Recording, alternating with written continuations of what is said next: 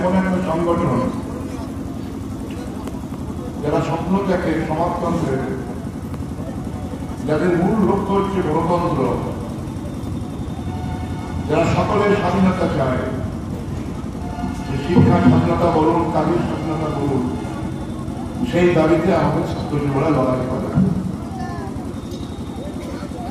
আজকে যখন এখানে রক্তদান হচ্ছে,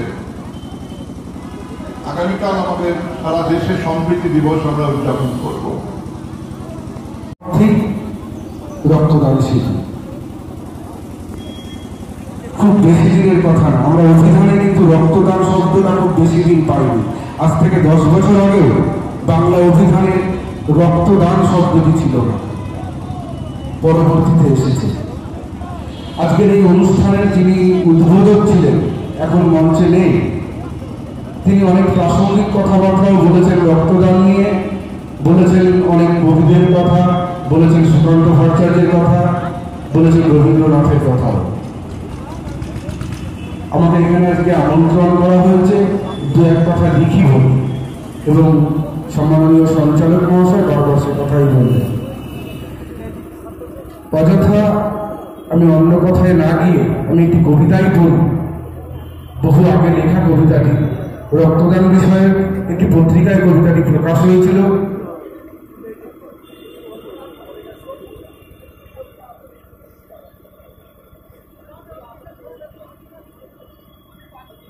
সভ্যতা প্রাণ পাখি, আমার শরীরে যে রবে বেওয়ারিশ রক্ত, সন্দেহের তীর খুঁজে ফেরে।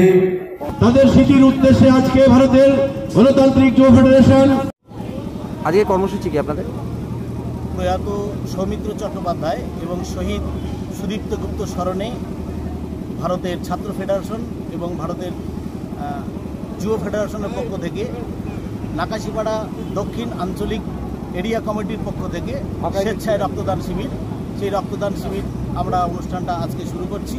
এই করোনা পরিস্থিতির মধ্যে বিভিন্ন যে মুমূর্ষু রোগীরা রক্তের জন্য বিভিন্ন জায়গায় হাহাকার দেখা দিয়েছে, সেই কথা চিন্তা করে আমরা আজকে রক্তদান শিবিরের আয়োজন করেছি।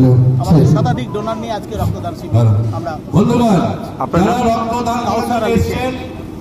রক্তদান করার জন্য এসেছেন, আমাদের নামের তালিকা তৈরি হচ্ছে লাইব্রেরি হল ঘরের সামনে। আপনারা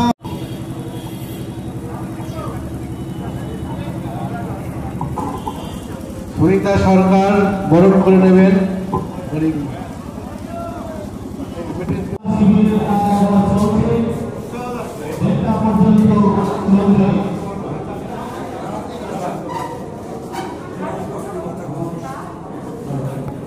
পর্ব শুরু হয়ে গেছে, আপনারা এসে নাম নথিভুক্ত করুন।